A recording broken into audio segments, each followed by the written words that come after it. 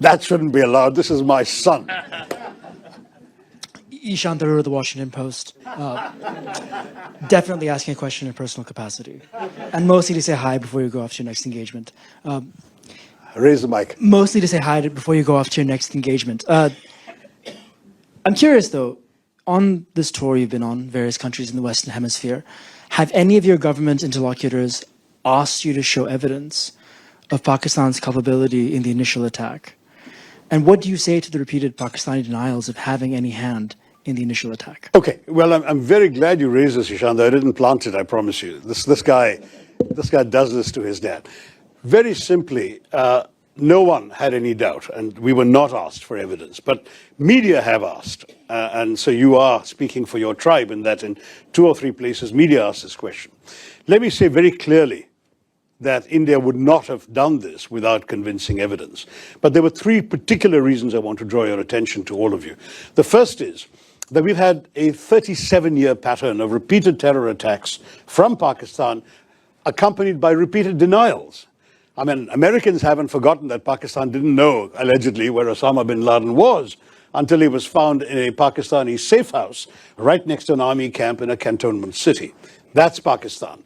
Mumbai attacks, they denied having anything to do with it. One of the terrorists was captured alive. His name, his identity, his address in Pakistan, everything was revealed. Under interrogation, he told us where he was trained, what was done. The US intelligence, as well as ours, recorded the chilling voice of the Pakistani handler giving minute-by-minute instructions to the killers in Mumbai, telling them where to go. And they were monitoring Indian TV and saying, there are people hiding on the 3rd floor of that hotel, go and shoot them there. This kind of thing is going on. Your sources recorded this too. So we know what Pakistan's all about. They will dispatch terrorists. They will deny they did so until they're actually caught with red hands. That's the first.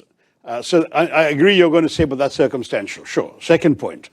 The moment this happened, within 45 minutes or so of this happening, the terrorist attack, a group called the Resistance Front claimed credit. Who are the Resistance Front? They're a well-known proxy front of the Lashkar-e-Taiba, a banned organization listed by the United Nations, listed by the US State Department, which enjoys safe haven in the town of Muridke in Pakistan. The Resistance Front, evidence about the Resistance Front and its doings was presented by India to the UN Committee on Terrorism in December 2023 and repeatedly again in 24. But the problem was, of course, Pakistan too is a member of that committee. The Resistance Front was not listed by the UN, but its identity was known and publicized. These people then claimed credit within a time span. There were no media present when these killings took place. Most of the world hadn't even learned about this when they claimed credit. So that was itself a smoking gun. They repeated that claim 24 hours later. And having repeated that claim 24 hours later, then their handlers must have woken up to the gravity of this and told them to take it off their site. So they did. But the fact is, the credit claim was on record and the world has seen it. Third, when the first strikes happened on the terrorist camps, funerals were conducted, including for members of some of the key organizations, the Jaish-e-Mohammed in particular, and the Lashkar-e-Taiba. The funerals were conducted and photographs have emerged on social media showing Pakistani generals and police officers in uniform attending these funerals, being conducted by relatives of these terrorists. So we're looking at 3 concrete pieces of evidence as far as India is concerned. But finally, I can add to the mix, we also have intelligence services. They have been studying very carefully these terrorist attacks. They have identified at least 4 of the 5 perpetrators, and they know who they are. In fact, I'm told, and I don't have access to the direct intelligence information, but I've been reliably informed, they know that 2 of them are Pakistanis, and the other 2 were locals who had exfiltrated, is the term, out to Pakistan for training 10 years ago, and clearly were sent back for this mission this time. So it's on the basis of all of this put together that we said, we know who did this, and we will take action. And that's exactly what we did. I can assure you India is not the kind of country that would undertake a military operation without very solid basis for doing so.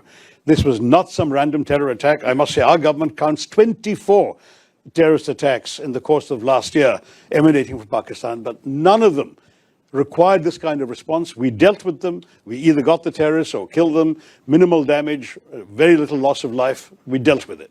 This showed all the hallmarks of a sophisticated, planned, deliberate operation with reconnaissance, with intelligence work, with a modus operandi worked out, this cynical exercise of asking people their religion, shooting them between the eyes. This is not an ordinary terrorist, some bearded fanatic blowing himself up outside a supermarket. This is not that.